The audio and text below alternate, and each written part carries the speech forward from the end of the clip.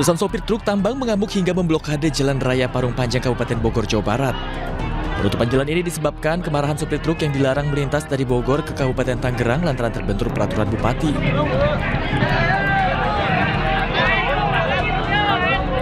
Untuk mengatasi hal ini, kedua bupati baik Kabupaten Bogor maupun Kabupaten Tangerang rencananya akan melakukan dialog untuk menemui titik tengah aturan kedua daerah. Koordinasi dengan pimpinan yang lebih tinggi, yaitu dengan Pak Bupati dan Pak Kadisub sambil kita menunggu jawaban dari mereka. Kemungkinan besar akan ada pertemuan antara Bupati Bogor dan Bupati Tangerang, Kadisub Bogor dan Kadisub Tangerang untuk membahas aturan yang terjadi antara Pemkab Tangerang dan Kadisub Bogor. Dan harapan dari transportasi agar Tangerang menyesuaikan Pemkab Bogor. Kini para sopir truk dan ATTB melakukan musyawarah, namun tidak menemukan titik terakhir. Selain itu, akibat pemblokiran Jalan Raya Parung Panjang Tangerang menimbulkan kemacetan parah hingga 6 km. Dari Kabupaten Bogor, Jawa Barat, Iwan Setiawan, iNews melaporkan.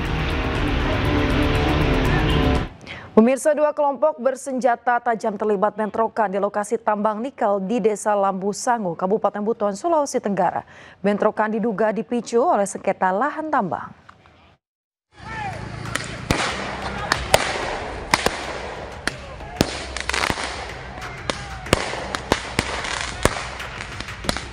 Bentrokan dua kelompok bersenjata tajam pecah di Desa Lambu Sangu, Buton, Sulawesi Tenggara.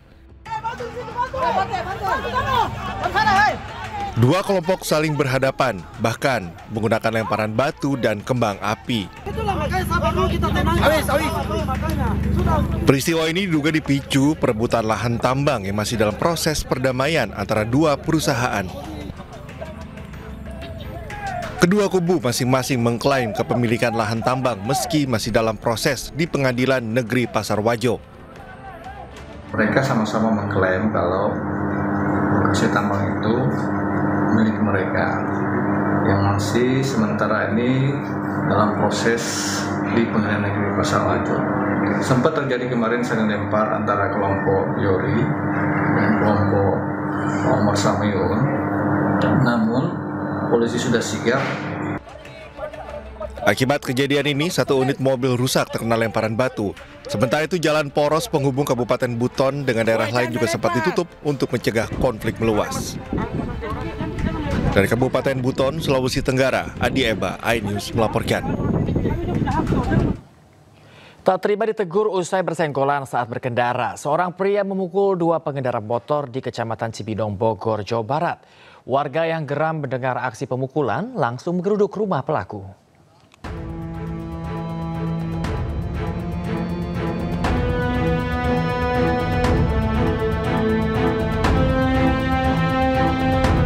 Seorang pria harus berurusan dengan polisi lantaran telah menganiaya dua orang pengendara motor yang sedang lewat di Jalan Ciriung, Kecamatan Cibinong, Bogor. Kejadian terjadi saat pelaku bersenggolan dengan korban di jalan. Korban menegur pelaku yang membawa motor ugal-ugalan.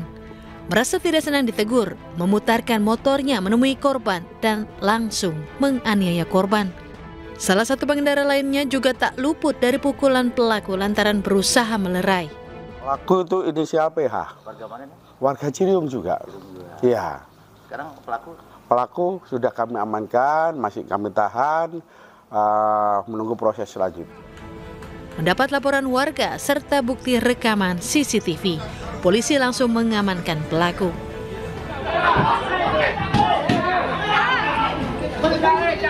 Pelaku sempat diamuk warga saat hendak dibawa ke mobil patroli untuk dibawa ke Polsek Cibinong. Dari Bogor, Jawa Barat, Wildan Hidayat, iNews melaporkan. Pemirsa, seorang pengendara mobil menjadi korban intimidasi dan penganiayaan oleh sejumlah preman di Bogor, Jawa Barat. Para pelaku melakukan aksinya usai korban tak memberikan uang parkir di lahan miliknya sendiri.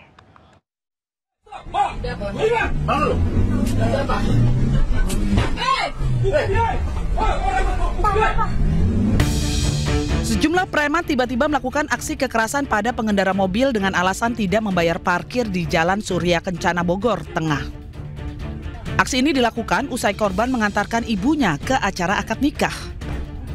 Padahal korban memarkirkan kendaraannya di lahan miliknya sendiri yang masih bersengketa. Dan saat ini belum ada keputusan dari pengadilan sehingga lahannya pun digunakan preman untuk lahan parkir liar. Saat korban hendak pulang malah ditagih parkir dengan cara intimidasi hingga terjadilah penganiayaan. Korban juga sudah melaporkan kejadian ini ke polisi dan berharap para pelaku segera ditindak. Kita ke informasi mancanegara pemirsa. Pasca tentara Israel mengumumkan dimulainya operasi kereta perang Gideon II, serangan ke seluruh jalur Gaza kian intensif. Warga tak benar-benar aman dan dipaksa terus lari dari maut yang mengintai. Ya Rabbi, ya Rabbi, ya Rabbi al-Masih. Ya Allah, ya Allah, ya Allah, surah. Serangan-serangan brutal yang dilakukan oleh Israel beberapa waktu ke belakang semakin intensif pasca dimulainya operasi kereta perang Gideon II. Sebuah video menunjukkan momen seorang pria berlarian bersama anak-anak dan anggota keluarganya saat pesawat nirawak atau drone Israel menyerang sekolah Al-Nil di kawasan Tel Al-Hawa, barat kota Gaza. Israel juga menargetkan sekolah Abu Helo di kamp pengungsi Al-Buresh menggunakan rudal. Seorang anak perempuan nampak berlari untuk menyelamatkan diri dari serangan udara tersebut. Tak hanya sekolah, tenda-tenda pengungsi dan permukiman warga, Israel turut menargetkan area sekitar rumah sakit. Warga tak pernah benar-benar aman dan dipaksa terus lari dari maut. Pemirsa, pejuang Palestina menargetkan pasukan dan kendaraan Zionis Israel di kawasan Han Yunis, Gaza, Palestina. Brigade Al-Quds merilis rekaman saat para pejuang Palestina meluncurkan sejumlah peluru mortir ke pasukan Israel. Mereka menargetkan tentara dan juga kendaraan militer Israel yang menerobos masuk ke kawasan Han Yunis, Gaza. Hal ini merupakan bagian dari rangkaian operasi Tongkat Musa sebagai bentuk perlawanan ke Zionis Israel yang terus membobardir kota Gaza.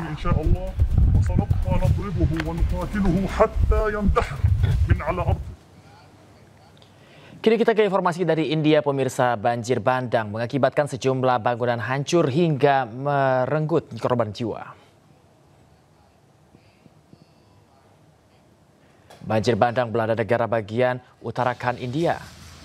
Derasnya aliran air akibat guyuran hujan deras menyebabkan tanah longsor dan sungai meluap. Bangunan rumah di sepanjang tepi sungai hancur menjadi puing-puing.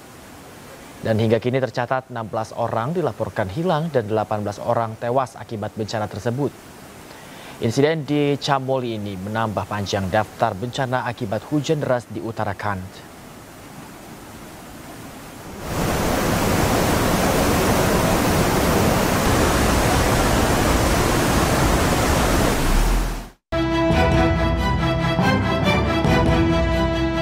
Inilah rekaman CCTV. Detik-detik seorang pria tidak dikenal mengenakan jubah dan masker membakar kain korden pembatas soft jamaah serta sebuah lemari di sebuah masjid di Kabupaten Maros, Sulawesi Selatan. Pelaku beraksi seorang diri masuk ke dalam masjid melalui jendela samping yang hanya tertutup triplek. Aksi pembakaran ini terjadi pada dini hari saat masjid tidak ada jemaah. Usai lakukan pembakaran, pelaku kabur meninggalkan lokasi. Kebakaran baru diketahui imam masjid saat hendak azan subuh. Ketua RT dan warga beramai-ramai melakukan pemadaman dengan menggunakan air. Beruntung, kobaran api yang sempat membesar tidak sampai melalap bangunan masjid. Datang Pak Imannya di rumah sebelum jam 5 subuh. Tengah kasih tahu bilang terbakar masjid. Takut masuk. Makanya saya lari ke sini. Terus kita langsung bunuh semua saklarnya lampu. Kan ada 3. Iya. Tahu bilang 1 bermasalah, yang 2 belum. Yang 2 tidak. Hanya saya masuk, langsung sirang ini apinya di dalam. Setelah melakukan olah TKP, polisi memburu pelaku berdasarkan rekaman CCTV. Dari Kabupaten Maros, Sulawesi Selatan, Wahyu Ruslan, iNews melaporkan. 2 kelompok pelajar yang sedang terlibat aksi tawuran kocar kacir saat dibubarkan warga di Desa Jatisari, Cilengsi, Kabupaten Bogor. Warga geram karena aksi tawuran kerap terjadi di wilayah mereka.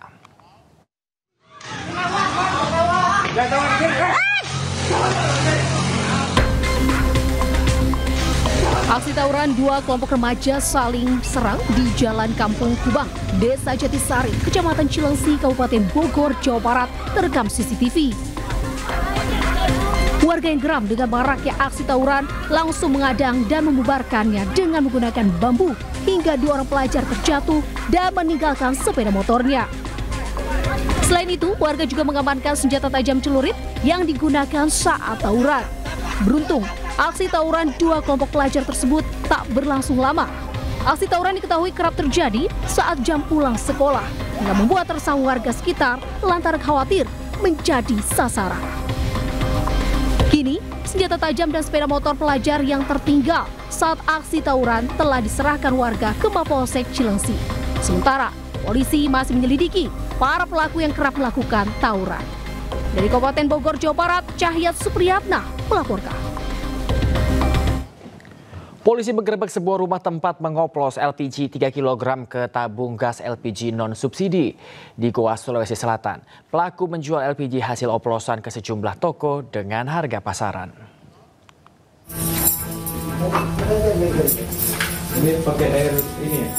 Tim Satuan Intelkam dan Satreskrim Polres Goa langsung menggerebek sebuah rumah yang dijadikan tempat praktik pengoplosan LPG 3 kg ke tabung gas non-subsidi di Kompleks Perumahan Bumi Batara, Mawang Permai, Kabupaten Goa. Polisi menemukan puluhan tabung gas non-subsidi yang telah dioplos oleh seorang pelaku, serta sebuah alat sederhana untuk memindahkan gas LPG bersubsidi 3 kg ke tabung gas LPG non-subsidi. Pelaku AR menjual gas LPG hasil oplosan ke sejumlah toko sesuai dengan harga di pasaran. Untuk satu tabung gas 12 kg, pelaku memperoleh keuntungan Rp100.000. Penggunaan daripada tabung gas 3 kg subsidi yang mana dioplos ke tabung gas non-subsidi. Jadi sementara dapat kami sampaikan dari hasil kami amankan, saat ini ada 100 tabung gas 3 kg subsidi.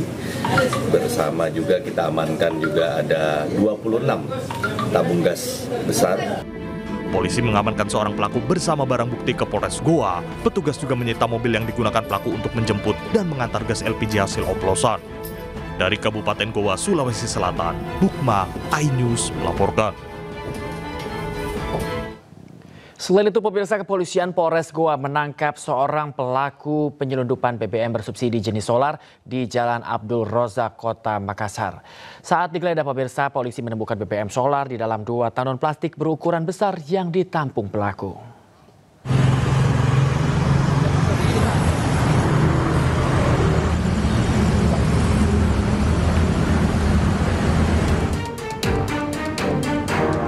Petugas Patmor Sabhara Polres Goa menangkap seorang sopir truk berinisial AR saat berupaya menyelundupkan ribuan liter BBM bersubsidi di Jalan Abdul Rozak, Kota Makassar, Sulawesi Selatan.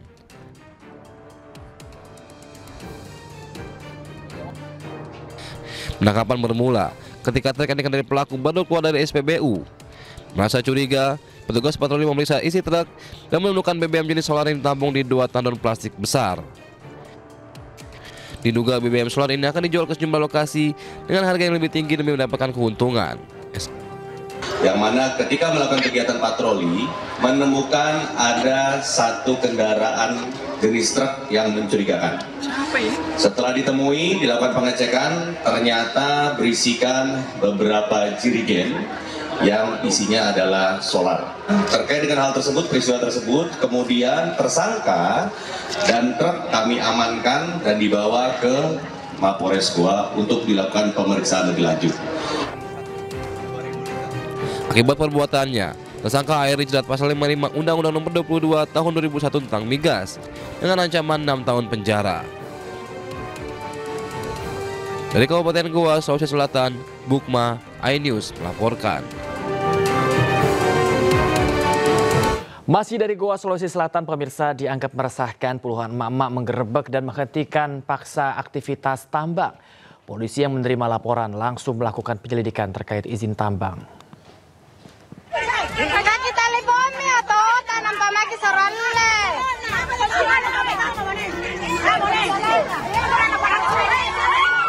Puluhan emak-emak menghadang dan menghentikan paksa alat berat yang diduga sedang melakukan penambangan liar di dekat perkampungan warga di Desa Tindang, Kecamatan Bontonompo Selatan, Kabupaten Goa, Sulawesi Selatan.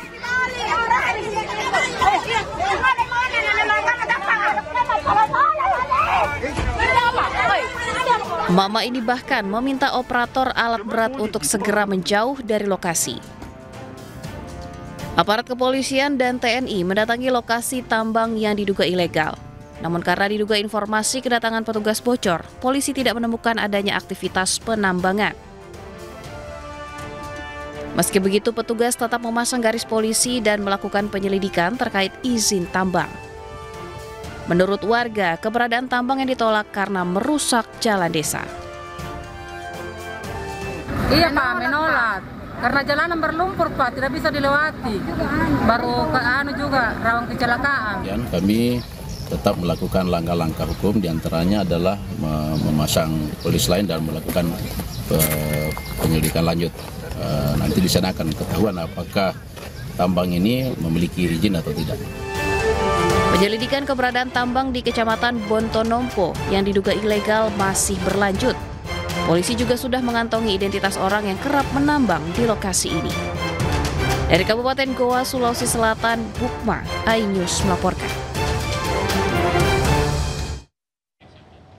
Pemirsa, Wali Kota Prabu Mulih Arlan meminta maaf kepada sekolah SMPN 1 Prabu Mulih Roni Ardiansyah.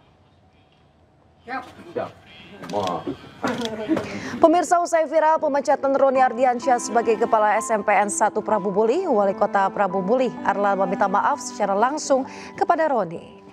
Tidak hanya meminta maaf, Arlan juga memberikan sepeda motor listrik masing-masing untuk Roni dan juga satpam sekolah yang sempat dipecat olehnya. Adalah manusia biasa. Dalam momen ini, Wali Kota Arlan juga menegaskan bahwa mutasi kepala sekolah Roni dan satpam ageng dari SMPN 1 Prabu Mulih belum pernah dilakukan karena tidak ada surat keputusan resmi. Minta maaf secara langsung di kediaman. Pemirsa, sebelumnya isu Wali Kota Prabu Mulih Arlan menjadi topik hangat media sosial setelah dianggap secara sepihak mencopot kepala sekolah dan juga petugas keamanan SMPN 1 Prabu Mulih karena alasan pribadi. Isu ini mencuat lantaran kepala sekolah Roni Ardiansyah menegur salah satu muridnya yang diduga merupakan anak pejabat penting di Prabu Mulih karena membawa mobil ke lingkungan sekolah. Namun Arlan menyebut kepala sekolah SMPN 1 Prabu Mulih Roni Ardiansyah dan juga penjaga sekolah Ageng Winoto tidak dipecat, hanya dilakukan teguran.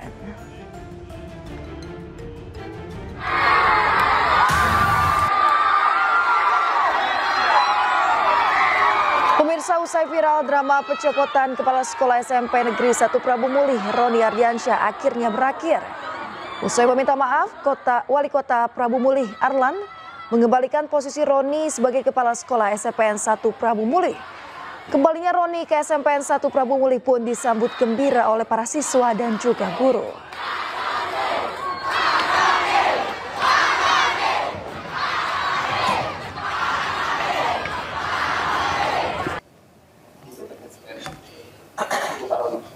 Pemeriksaan dilakukan secara tertutup dan berlangsung selama kurang lebih 8 jam. Usai melakukan pemeriksaan dan meminta keterangan, Inspektur Jenderal Kemendagri Irjen Pol Purnawirawan Sangmade Mahendra Jaya menjelaskan bahwa mutasi dan pemindahan jabatan terhadap Kepala SMPN 1 Prabu Mulih Roni Ardiansyah tidak sesuai dengan ketentuan. Hasil pemeriksaan mutasi atau pemindahan jabatan Saudara Roni Ardiansyah Kepala SMPN 1 Prabu Mulih tidak sesuai dengan ketentuan pasal 28 Peraturan Menteri Pendidikan Dasar dan Menengah nomor 7 tahun 2025 tentang penugasan guru sebagai kepala sekolah dan juga mekanisme pemberhentian kepala sekolah tidak dilakukan melalui aplikasi SIM KSP SPK atau Sistem Informasi Manajemen Kepala Sekolah, Pengawas Sekolah, dan tenaga kependidikan. Ini membuat saya tidak bisa mengontrol diri. Dengan adanya kejadian ini, saya ambil satu hikmahnya Dan saya mengucap permohonan maaf kepada Bapak Roni, Kepala Sekolah SMP Negeri 1, yang mana atas kesalahan saya sudah menyatakan. Wali Kota Prabu Muli dengan segala kerendahan hatinya telah bersilaturahmi ke rumah saya, kembali merangkul saya, dan alhamdulillah juga saya sampaikan bahwa masalah yang telah terjadi insya Allah telah selesai, dan saya juga dengan segala kerendahan hati mohon maaf untuk mungkin hal yang sempat terangkat di media dan juga di media sosial, dan insya Allah saya berdoa untuk kedepannya saya lebih bisa baik lagi. Pemirsa, penolakan sirine, strobo, dan rotator ilegal di jalan ramai di media sosial. Gerakan yang diberi nama Stop Totot Wuk Wuk berawal dari kemarahan warga kepada pengguna jalan yang gunakan strobo tak sesuai peruntukan.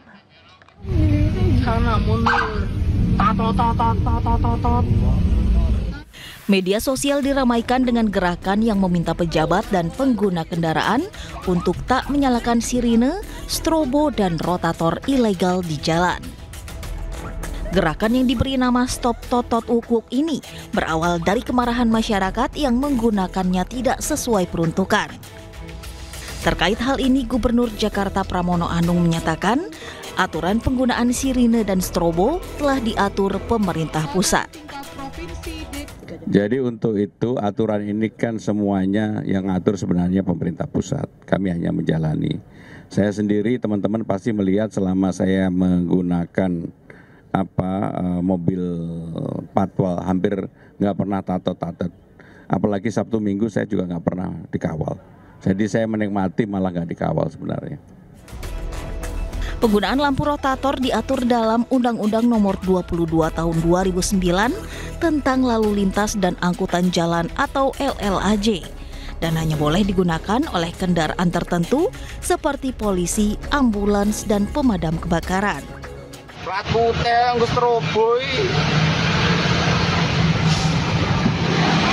Penggunaan rotator pada mobil pribadi adalah ilegal dan dapat dikenakan sanksi tilang atau pidana 1 bulan dan denda Rp250.000.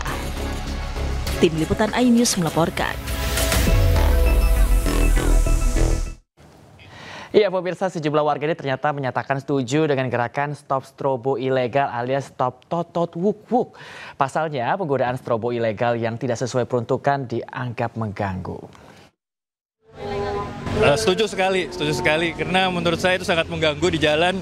Karena pada saat di jalan itu kita butuh konsentrasi ya, perhatian ya. Jadi dan sudah ada aturannya juga, sudah ada undang-undangnya yang harus diutamakan siapa-siapanya seperti itu. Tentunya saya setuju ya, karena kalau misalkan dilihat dari urgensinya, kadang ketika lagi macet semua juga lagi nggak bisa gerak seperti itu. Sedangkan kalau misalkan strobo ilegal ini kan berarti dia memaksakan diri supaya dia diberikan jalan. Sedangkan kondisi di jalanan lagi macet dan semua orang ingin cepat seperti itu. Jadi harusnya lebih mengutamakan urgensi seperti yang darurat kayak ambulans seperti itu. Gimana nih Bapak, setuju atau enggak? Ya setuju, diberantas lah. Prinsipnya saya sangat tidak setuju. Karena sipil itu tidak baik lah. Kecuali ambulan ya. Ambulan ya ideal. Terus kalau pejabat juga ya paling ya maksimal RI1, RI2 kan gitu. Ya enggak? Ada kembali di iNews Pagi pemirsa, Presiden Prabowo Subianto memimpin rapat terbatas bersama sejumlah menteri di Hambalang, Bogor, Jawa Barat. Pemirsa, dari foto yang dibagikan oleh akun sosial media Sekretariat Kabinet, Presiden Prabowo Subianto memimpin rapat terbatas bersama jajaran menteri di bidang perekonomian.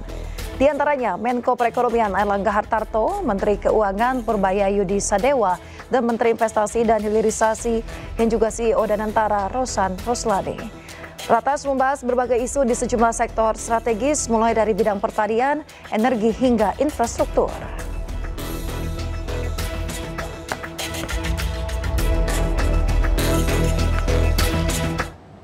Pemirsa, isu nampan program makan bergizi gratis yang dikabarkan mengandung minyak babi tuai sorotan publik.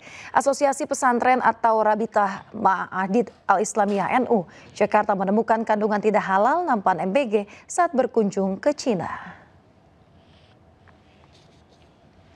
Pemirsa, nampan program makan bergizi gratis yang diduga mengandung minyak babi pertama kali diungkap oleh Asosiasi Pesantren RMI NU usai menemukan kandungan tidak halal saat berkunjung ke pabrik nampan MBG di Cina. Dalam unggahan di @halalcorner disebutkan bahwa adanya dugaan penggunaan minyak babi dalam pembuatan nampan MBG saat berkunjung ke pabrik pembuatan nampan MBG di Cina. Sementara itu, Badan Penyelenggara Jaminan Produk Halal membantah nampan dalam program makan bergizi gratis mengandung minyak babi. BPJPH menjamin kehalalan program makan bergizi gratis. Rasa perlu juga diperhatikan mengenai pengadaan putrenya ya, baki atau nampan yang perlu diperhatikan dari kehalalan dan ketoibannya. Halal dalam arti prosesnya ini jangan sampai melibatkan unsur-unsur yang najis, yang haram, misalnya menggunakan mak babi atau alkohol. Terbukti dari hasil daripada investigasi kami ya, beberapa orang diantaranya dari Wakil Sekretaris RMI NU di Jakarta, Bapak Riansa ini sudah ke sana, ke Cina melihat bahwa itu prosesnya tidak halal ya, masih menggunakan mak babi. Yang berada dan beredar di dapur gizi, yang berada dan beredar di program makan bergizi gratis bukan hanya food tray, tapi menu-menunya, bahan-bahannya, peralatannya, semua dalam pemantauan kami dari Badan Penyelenggara Jaminan Produk Halal, dan kami menjamin halal. Bukan cuma itu, bahkan para kepala dapurnya dan para tukang masaknya dalam proses untuk kami berikan pelatihan menyediakan makanan yang halal dan bergizi. Pemirsa, Kepala Badan Gizi Nasional Dadan Hindayana membantah proses pembuatan food tray alias ompreng program makan bergizi gratis mengandung minyak babi. Menurutnya, produksi ompreng memakai minyak nabati yang terbuat dari tumbuh-tumbuhan berbasis industri. Dan berikut cuplikan dialog dengan Dadan Hindayana, Kepala Badan Gizi Nasional di program Aingi Sore. Saja kami akan mendapatkan atau menunggu rekomendasi dari BPOM. Kemudian untuk SNI-nya kita menunggu rekomendasi dari Kementerian Perindustrian. Kemudian jika food tray itu diimpor dari negara lain, maka dia harus memiliki sertifikat halal dan itu merupakan tugas pokok fungsi dari BPJPH. Badan Gizi Nasional ini adalah user dan kita akan gunakan atau kita laksanakan apapun rekomendasi dari instansi atau institusi atau lembaga yang berwenang terkait dengan rekomendasi. Minyak itu digunakan dalam ompreng itu bukan bahan bakunya, bukan di dalam campurannya, tetapi ketika processing, stamping atau pembentukan dari lembaran nikel, kemudian dipres agar terbentuk menjadi lekukan-lekukan itu yang digunakan minyaknya, dan itu digunakannya pada mesin mesin pencetaknya, bukan pada omprengnya. Hilman Latif diperiksa KPK selama 11 jam terkait regulasi proses haji dalam kasus korupsi Kota Haji Tambahan tahun 2024. Ia mengaku telah menjelaskan seluruh proses haji mulai dari tahapan hingga keberangkatan dan juga membantah kedatangannya ke KPK untuk mengembalikan sejumlah uang. Kasus dugaan korupsi haji berawal dari laporan gerakan aktivis mahasiswa UBK Bersatu atau GAMBU pada 31 Juli 2024. Mereka melaporkan indikasi adanya pengalihan kuota haji reguler ke haji khusus. Berdasarkan perhitungan sementara, kerugian negara akibat kasus ini mencapai lebih dari 1 triliun rupiah. Sedangkan perkara yang sedang kita tangani itu terkait pendalaman regulasi yang ada dalam proses. Terus ditanya itu nggak sih Pak soal penentuan kuota itu, kuota haji itu atas ide siapa gitu-gitu Pak? Yang kita pendalaman regulasi, tahapan dan lain-lain. Ya. Pak, itu Bapak udah dicegah, ada tanggapannya nggak Pak? Bapak udah dicegah ke luar negeri. Pak, bener nggak? Bapak katanya udah ngebalikin uang Pak ke KPK? Enggak. Enggak Pak? Ya, terkait dengan kerugian yang sudah disampaikan, tapi nanti kalau hasil perhitungannya kan belum, ini baru dugaan kasar saja sekitar 1 triliun. Itu siapa juru simpannya dan digunakan untuk apa saja. Nah, ini juga salah satu yang sedang kita telusuri. Pemirsa, Kementerian SDM pastikan Pertamina akan menjadi pintu utama dalam impor BBM satu pintu guna atasi kekosongan BBM di sejumlah SPBU swasta. Kepala Staf Kepresidenan Muhammad Kodari menyatakan lembaganya akan mengkaji skema impor bahan bakar minyak satu pintu melalui Pertamina yang belakangan ini menuai sorotan. Kodari pun menilai setiap kebijakan lahir dari niat baik, namun isu impor BBM menyangkut masalah sosial yang kompleks dan melibatkan banyak kepentingan. Nah, mohon waktu karena ini masih transisi dan ini juga isu relatif baru ya muncul di media. Kita mau kaji. Ya mudah-mudahan nanti kajian-kajian dari KSP ini bisa ya menjadi masukan bila perlu pembanding, sehingga kadang-kadang begini, kebijakan itu berasal dan lahir dari suatu niat baik, tetapi karena ini masalah sosial yang kompleks, aktornya banyak, kadang-kadang ada implikasi-implikasi tertentu yang kurang diinginkan. Sementara itu, Komisi Pengawas Persaingan Usaha KPPU dalam rilisnya menyebut kebijakan pemerintah bisa hilangkan pilihan konsumen dan bisa memperkuat dominasi Pertamina.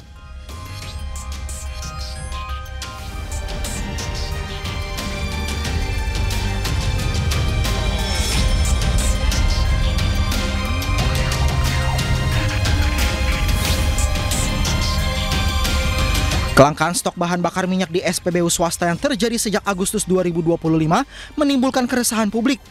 Kementerian Energi dan Sumber Daya Mineral menyebut SPBU swasta tidak mendapat kuota impor tambahan. Guna mengatasi masalah itu, Kementerian ESDM mengungkap Pertamina akan menjadi pintu utama dalam penerapan impor BBM alias impor satu pintu. Tim Liputan iNews melaporkan.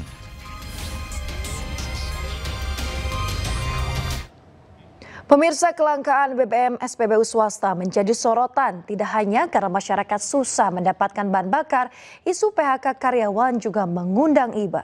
Bahkan karyawan harus banting setir berjualan kopi menyiasati stok BBM yang entah kapan datang lagi. Tadi dulu kameranya burem.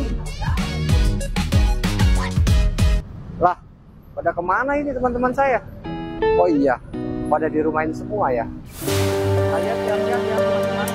Gak apa-apa, gak usah malu. Curahan hati pegawai SPBU swasta yang menjadi korban PHK imbas langkanya stok bahan bakar minyak di SPBU swasta mengundang iba masyarakat. Di video lain, nampak warga mengantri di SPBU, namun bukan untuk mengisi bahan bakar, melainkan membeli aneka kopi dan makanan yang dijajakan pegawai SPBU.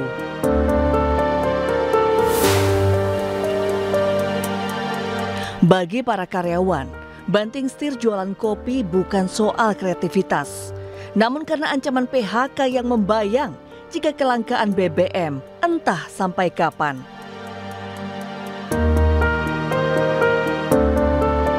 Kelangkaan stok bahan bakar minyak di SPBU swasta terjadi sejak akhir Agustus 2025 dan masih terjadi hingga kini, seakan tak ada solusi.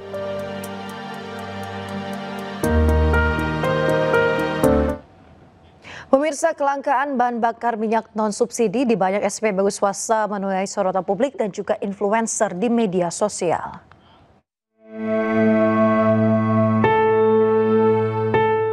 Kelangkaan BBM non-subsidi di berbagai SPBU swasta tidak hanya menyulitkan konsumen, namun juga mengancam keberlangsungan hidup ribuan pegawai. Situasi memilukan ini menjadi viral di media sosial, bahkan menjadi perhatian dari para influencer yang kesulitan saat ingin mengisi bahan bakar non-subsidi di salah satu SPBU swasta di Jabodetabek. Gue lihat kan lagi viral banget tuh, katanya ada monopoli bensin lah apa gitu-gitu. Lo lihat bro-bro gue tuh.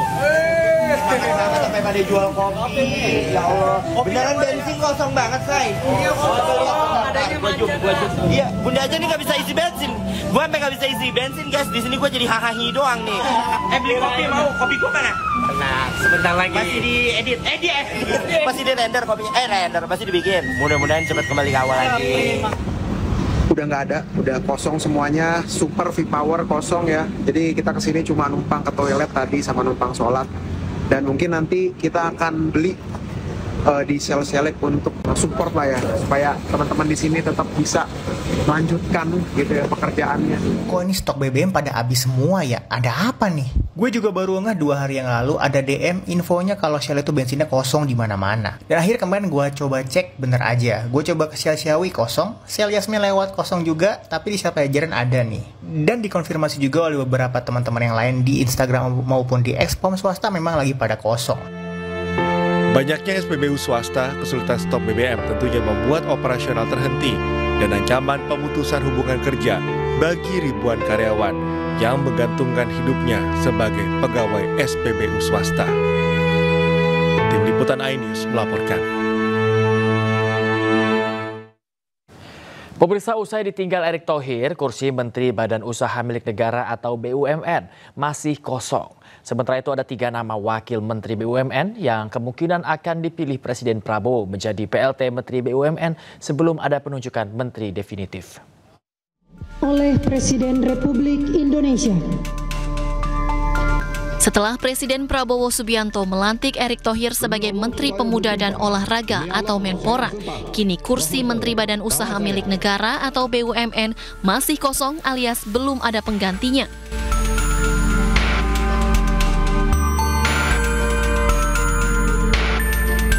Presiden Prabowo akan segera menunjuk pelaksana tugas atau PLT yang kemungkinan besar diambil dari jajaran wakil menteri di Kementerian BUMN. Kendati demikian, Istana belum mau membeberkan siapa yang berpeluang menjadi PLT Menteri BUMN. Kementerian BUMN katanya mau dileburkan dari antara. Belum. Jadi masih perlu melakukan perubahan terhadap kementeriannya, nanti kita lihat. PLT-nya Mas Aminuddin atau Pak Doni atau Belum. Saya belum tanda tangan interimnya. Saat ini ada 3 nama wakil Menteri BUMN yang berpeluang besar dipilih Presiden Prabowo menjadi PLT Menteri BUMN. Sebelum ada penunjukan Menteri definitif. Nama-nama tersebut antara lain Kartika Wirjoatmojo, Doni Oskaria, dan Aminuddin Ma'ruf. Dari Jakarta, Tim Liputan iNews melaporkan. Samaraga! Yang pertama yang saya hormati Bapak Menteri Pemuda dan Olahraga 2025-2029, Bapak Erick Thohir, dan juga para pendahului kami. Yang paling senior ada Pak Hayono Isman, lanjut Pak Agung Laksono, dan Pak Andi Malarangeng, Pak Roy Suryo. Ijazahnya Pak Erick aman Pak Roy Suryo. Pak Zainul Amali, dan juga pembantu Pak Roy Suryo. Pemirsa, komedian sekaligus Senator Alfiansah Bustami alias Komeng membuat suasana rapat yang serius menjadi cair dalam rapat resmi dengan Kementerian Kehutanan. Komeng tetap melontarkan celotehan yang mengundang tawa sekaligus sentilan tajam. Tidak ada urusan dengan kesehatan tapi menjaga paru-paru. Dan paru-paru ini bukan manusia, paru-paru dunia. Saya kayak anggota dewan ini di kopi.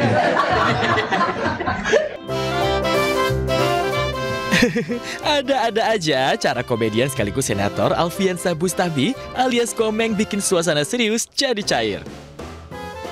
Bahkan dalam rapat resmi bersama Kementerian Kehutanan loh, Komeng tetap melontarkan celotehan yang mengundang tawa sekaligus sentilan tajam.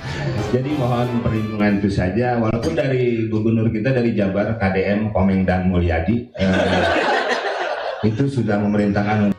Dari awal, komedian 53 tahun itu sudah memulai dengan candaan khasnya. Komeng menyapa pihak kementerian yang menurutnya selalu ulang tahun. Soalnya singkatan Kementerian Kehutanan, Kemenhut. Dan terima kasih kita bisa bertemu dengan kementerian yang selalu ulang tahun, Kemenhut. Namun di balik gayanya yang santai, Komeng membawa aspirasi serius loh dari daerah pemilihannya. Yang menyoroti masalah deforestasi atau penggundulan hutan yang semakin mengkhawatirkan di Jawa Barat. Walaupun dari gubernur kita dari Jabar, KDM, Komeng dan Mulyadi, itu sudah memerintahkan untuk jaga hutan, jaga mata air, jaga satwa, sampai jaga malam kita untuk menjaga hutan ini bagaimana caranya. Dan memang agak sulit di satu sisi kita membuka hutan untuk pangan karena ingin menjadi lumbung pangan, dan di satu sisi hutannya jadi semakin hilang. Jadi Komeng juga nyentil soal Jakarta yang selalu nyalahin Jawa Barat jadi penyebab banjir kiriman.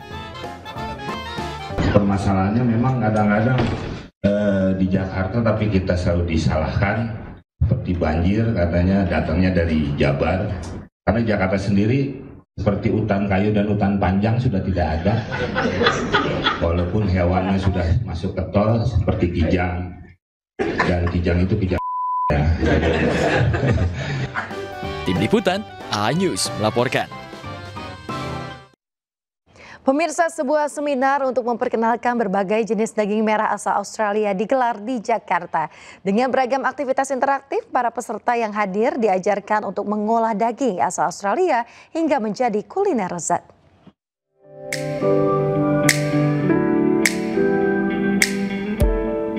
Dalam upaya memperkenalkan produk daging merah Australia, Aussie Beef bekerjasama dengan pemerintah New South Wales Australia menggelar Aussie Meat Academy Workshop and Testing di salah satu hotel di Jakarta.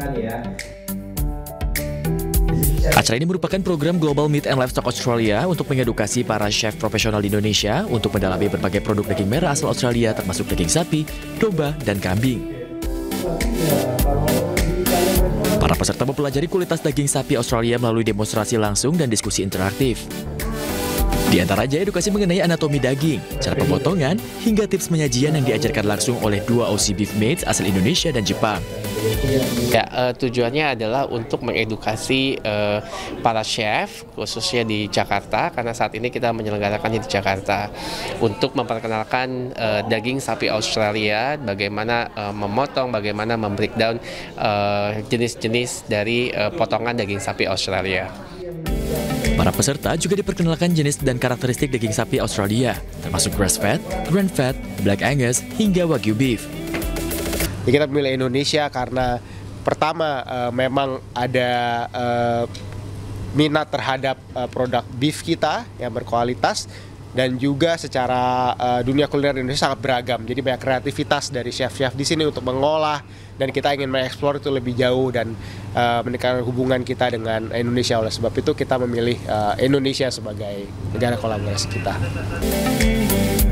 Hadirnya Aussie Meat Academy diharapkan dapat menjadi sumber pengetahuan dan pengalaman baru untuk menghadirkan masakan produk daging sapi asal Australia dalam setiap menu kuliner. Meat Livestock Australia juga berharap melalui program ini konsumsi dan pengguna daging sapi Australia di berbagai restoran di Indonesia akan semakin meningkat. Dari Jakarta, Bagus Prasetya, Sutrisno, A-News melaporkan.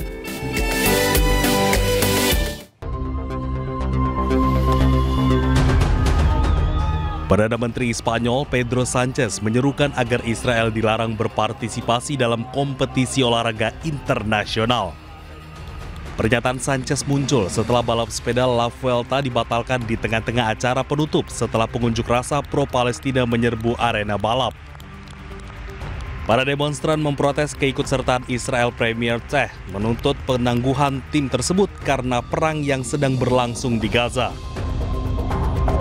Y creo que el debate que se ha abierto aquí a propósito de lo sucedido ayer en Madrid, en España, debería crecer y llegar a todos los rincones del mundo. Ya está, de hecho, sucediendo en algunas otras partes del mundo, ¿no? Hemos visto cómo gobiernos europeos están diciendo que mientras dure la barbarie, Israel no puede utilizar cualquier plataforma internacional para, en fin, para blanquear su presencia. Y creo que las organizaciones deportivas deben plantearse si es ético que Israel siga participando en competiciones internacionales. La Vuelta telah menyaksikan serangkaian protes selama seminggu terakhir dengan demonstran pro-Palestina mengganggu beberapa tahap perlombaan untuk menuntut penangguhan partisipasi Israel Premier Teh atas perang yang sedang berlangsung di Gaza. Tahap akhir di Madrid ditangguhkan sekitar 56 km dari garis finish setelah pengunjuk rasa pro-Palestina memblokir sebagian rute yang menyebabkan bentrokan dengan polisi. Sebelumnya pada hari itu, Perdana Menteri Spanyol Pedro Sanchez memuji para pengunjuk rasa pro-Palestina yang mengganggu balap sepeda minggu lalu dengan mengatakan ia mengagumi mereka yang bergerak untuk tujuan yang benar.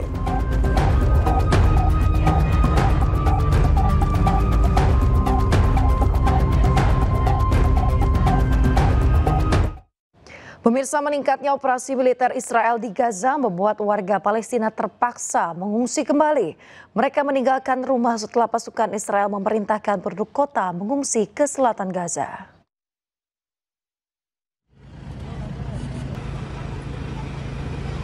Arus pengungsian kembali mewarnai jalur Gaza. Warga Palestina meninggalkan rumah mereka bergerak menuju arah selatan seiring meningkatnya operasi militer Israel. Terlihat sejumlah kendaraan iring-iringan mengangkut barang-barang para pengungsi. والله أنا نزحت من الشجاعية على منطقة الشيخ رضوان عند مقبرة الشيخ رضوان. القصف غادت كان بشكل عنيف، كل يوم شهداء، إخلاءات، كل يوم ما بين تنزل على رؤوس أصحابها. ما ظلش يعني عندنا صبر قادر نتحمل أكثر من هيك. أنا شاهدت في البنت يعني من الموت وهنا متوجه على الجنوب على دير البلح، لعل وعسى إن شاء الله بنلاقي لنا منطقة نقعد فيها إنه أأمن زي ما بطلب الجيش بيقول تطلع لمناطق آمنة، مع إنه عنده كل غزة بنك أهداف، لا في دير آمنة ولا وسطى آمنة ولا خان يونس ولا غزة. Militer Israel mengatakan mereka membuka rute tambahan selama 48 jam yang dapat digunakan warga Palestina untuk meninggalkan kota Gaza. Sedangkan Israel telah meningkat secara dramatis selama 2 hari terakhir dengan ledakan yang lebih dahsyat yang menghancurkan puluhan rumah.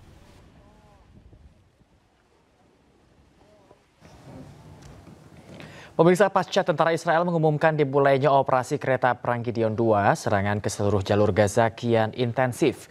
Warga tak pernah benar-benar aman, pemirsa, dan dipaksa terus lari dari baut yang mengintai. Ya Rabbi, ya Rabbi, ya Rabbi al-Masih. Ya Allah, ya Allah, ya Allah, surah. Serangan-serangan brutal yang dilakukan oleh Israel beberapa waktu ke belakang semakin intensif pasca dimulainya operasi kereta perang Gideon II. Sebuah video menunjukkan momen seorang pria berlarian bersama anak-anak dan anggota keluarganya saat pesawat nirawak atau drone Israel menyerang sekolah Al-Nil di kawasan Tel Al-Hawa, barat kota Gaza. Israel juga menargetkan sekolah Abu Helo di kamp pengungsi Al-Buresh menggunakan rudal. Seorang anak perempuan nampak berlari untuk menyelamatkan diri dari serangan udara tersebut. Tak hanya sekolah, tenda-tenda pengungsi dan permukiman warga, Israel turut menargetkan area sekitar rumah sakit. Warga tak pernah benar-benar aman dan dipaksa terus lari dari maut.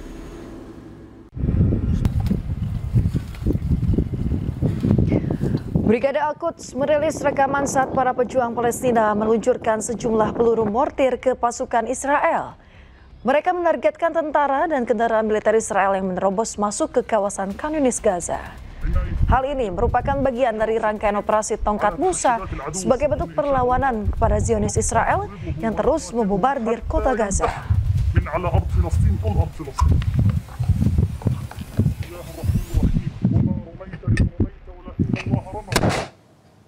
Presiden Amerika Serikat Donald Trump melanggar protokol kerajaan saat kunjungan kenegaraan di Inggris.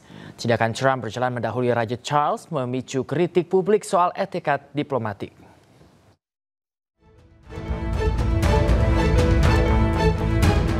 Presiden Amerika Serikat Donald Trump disebut melanggar protokol kerajaan Inggris. Kejadian tersebut terjadi saat Trump bertemu Raja Charles dan anggota keluarga kerajaan di Kastil Windsor. Trump terlihat berjalan di depan Raja Charles sambil berbicara kepada seorang penjaga kastil. Tindakan ini dianggap tidak sopan di hadapan kepala tertinggi negara Inggris. Bahkan kejadian tersebut memicu kritik publik soal etiket diplomatik. Namun beberapa laporan menunjukkan bahwa Raja telah mengundang Trump untuk berjalan terlebih dahulu.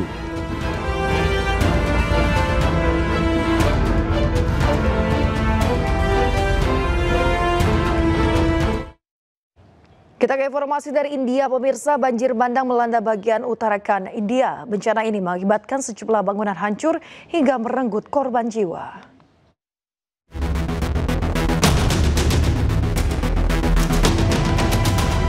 Banjir bandang melanda di negara bagian Uttarakhand, India. Derasnya aliran air akibat guyuran hujan deras menyebabkan tanah longsor dan sungai meluap. Warga menggunakan ember untuk membersihkan lumpur dari jalan-jalan yang terendam banjir. Terlihat bangunan rumah di sepanjang tepi sungai hancur menjadi puing-puing. ये 16 सितंबर को हुआ रात को 11 बजे बादल फटा ऊपर गांव में। वहाँ से फ़ोन आया कि बादल फट गया, तो यहाँ के जो लोग थे होटलों में वो तुरंत उनको निकाला गया और निकालने के बाद ही आगे एक होटल है वो तुरंत ही गिर गया निकलते के साथ ही। फिर उसके बराबर वाला दूसरा होटल था वो भी गिर गया तुरंत। सामान निकालने की या नौबत ही नहीं आई, मौका ही नहीं मिला कुछ बात, इतना ज़्यादा फ्लड आ गया। कुछ लड़के यहाँ पे पिकनिक बनाने आ रखे थे। Hingga kini tercatat 16 orang dilaporkan hilang dan 18 orang tewas akibat bencana tersebut. Insiden di Camoli ini menambah panjang daftar bencana akibat hujan deras diutarakan.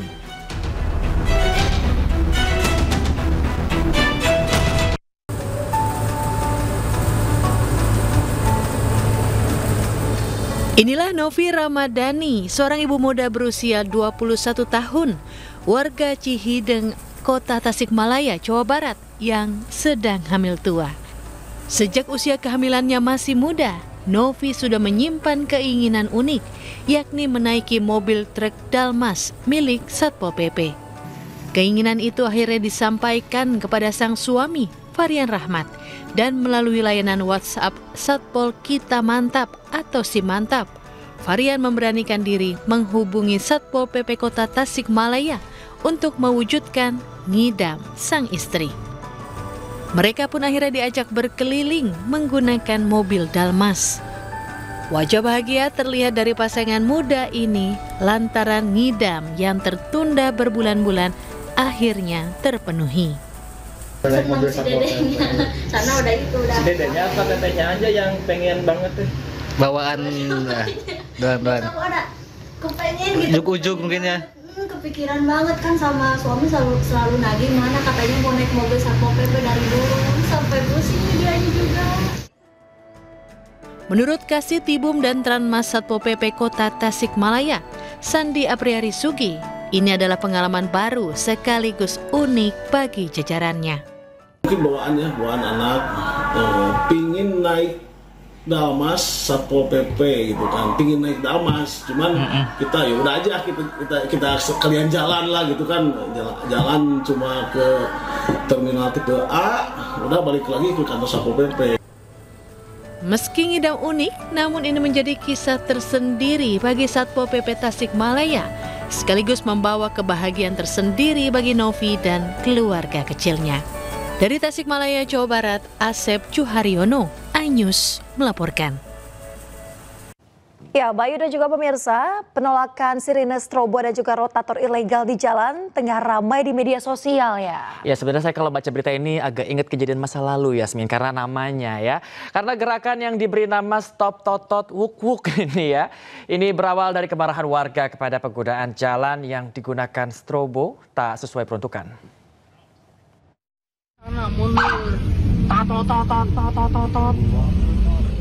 Media sosial diramaikan dengan gerakan yang meminta pejabat dan pengguna kendaraan untuk tak menyalakan sirine, strobo, dan rotator ilegal di jalan. Gerakan yang diberi nama Stop Totot Ukuk ini berawal dari kemarahan masyarakat yang menggunakannya tidak sesuai peruntukan. Terkait hal ini, Gubernur Jakarta Pramono Anung menyatakan aturan penggunaan sirine dan strobo telah diatur pemerintah pusat. Jadi untuk itu aturan ini kan semuanya yang ngatur sebenarnya pemerintah pusat. Kami hanya menjalani. Saya sendiri, teman-teman pasti melihat selama saya menggunakan mobil patwal hampir nggak pernah tato-tato. Apalagi Sabtu Minggu saya juga nggak pernah dikawal. Jadi saya menikmati malah nggak dikawal sebenarnya. Penggunaan lampu rotator diatur dalam Undang-Undang Nomor 22 Tahun 2009 tentang Lalu Lintas dan Angkutan Jalan atau LLAJ dan hanya boleh digunakan oleh kendaraan tertentu seperti polisi, ambulans, dan pemadam kebakaran.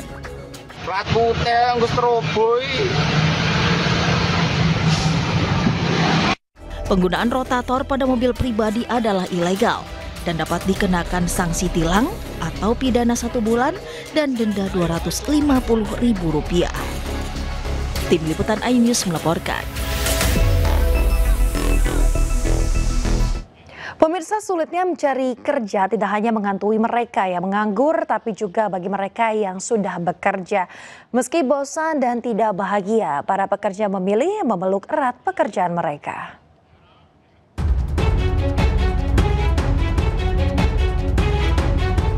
Ratusan pencari kerja antri masuk ke Jakarta Job Fest di Gor Cengkareng, Jakarta Barat. Pencari kerja dari Jabodetabek ini berburu ribuan lowongan kerja dari 47 perusahaan, mulai dari sektor retail, manufaktur, perbankan, hingga teknologi keuangan. Selain harus berkompetisi dari sisi nilai ijazah dan pengalaman kerja, tak sedikit pencari kerja harus terbentur syarat usia maksimal 40 tahun. 4 tahun, mencari yang 40 tahunnya aja tadi kayak di bawah ya, itu 40 sebenarnya. Terus saya bilang, kalau misalkan, jadi kriterianya kan sama ya dengan saya, tapi mentok 40. Terus saya bilang, kalau misalkan saya 44, masih boleh coba nggak? Oh, dicoba aja, tapi jangan pakai, ini kan ada 2 scan ya, satu aplikasi yang dari sini job fair, satunya lagi dari perusahaan. Nah, dia mengarahkan untuk yang di perusahaan, jangan di sini, karena yang dari sini itu hanya 40 tahun. Susahnya mencari kerja tak hanya menghantui mereka yang menganggur, tapi juga mereka yang sudah bekerja. Ekonomi sulit mempersempit harapan bagi mereka untuk berpindah pekerjaan baru dengan gaji lebih tinggi. Fenomena job hugging alias memeluk erat pekerjaan melilit para pekerja. Istilah job hugging awalnya muncul di pasar kerja Amerika Serikat pasca pandemi COVID-19. Menggambarkan banyaknya pekerja yang rela bertahan di pekerjaan meski tidak puas, sulit berkembang, dan tidak bahagia. Alih-alih mencari pekerjaan baru, para pekerja memilih memeluk pekerjaan karena lebih aman. Badan Pusat Statistik saat ini mencatat per bulan Februari pengangguran mencapai 7,28 juta orang. Jumlah ini bertambah dibandingkan tahun 2024 yang mencapai 7,20 juta orang. Namun tingkat pengangguran terbuka turun dari tahun 2024 yaitu menjadi 4,76%. Data ini menunjukkan hampir 5% pengangguran tidak terserap di pasar kerja. Kondisi ini mengindikasikan pesimisme masyarakat terhadap ketersediaan lapangan kerja. Tim Liputan iNews melaporkan. Pemirsa, terima kasih Anda kembali di iNews Pagi. Pemirsa, ratusan sopir truk tambang memblokade Jalan Raya Parung Panjang, Kabupaten Bogor, Jawa Barat, Kamis malam. Hal ini terjadi diduga dipicu peraturan jam operasional truk tambang.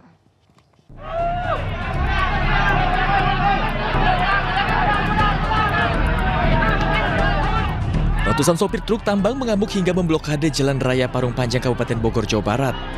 Penutupan jalan ini disebabkan kemarahan sopir truk yang dilarang melintas dari Bogor ke Kabupaten Tangerang lantaran terbentur peraturan bupati.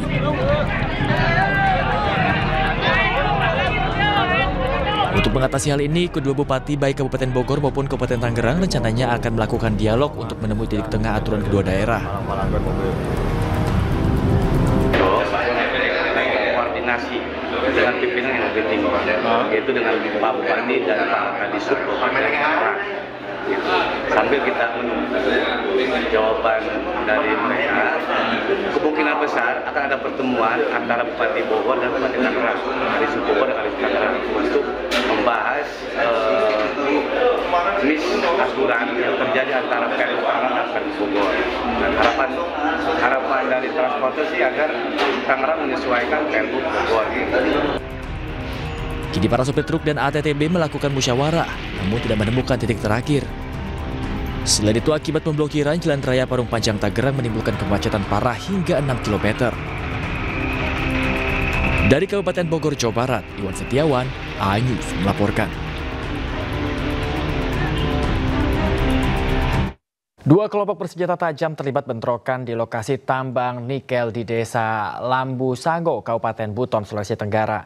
Bentrokan diduga dipicu sengketa lahan tambang.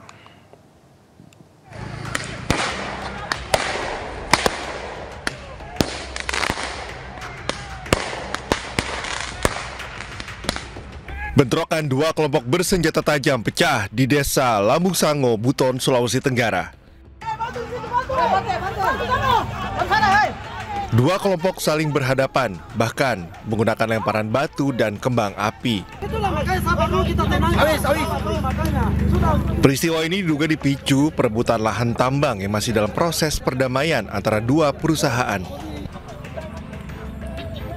Kedua kubu masing-masing mengklaim kepemilikan lahan tambang meski masih dalam proses di Pengadilan Negeri Pasar Wajo. Mereka sama-sama mengklaim kalau hasil tambang itu milik mereka, yang masih sementara ini dalam proses di Pengadilan Negeri Pasar Maju. Sempat terjadi kemarin saling lempar antara kelompok Yori dan kelompok Omar Samiun, namun polisi sudah sigap. Akibat kejadian ini, 1 unit mobil rusak terkena lemparan batu. Sementara itu, jalan poros penghubung Kabupaten Buton dengan daerah lain juga sempat ditutup untuk mencegah konflik meluas. Dari Kabupaten Buton, Sulawesi Tenggara, Adi Eba, iNews melaporkan.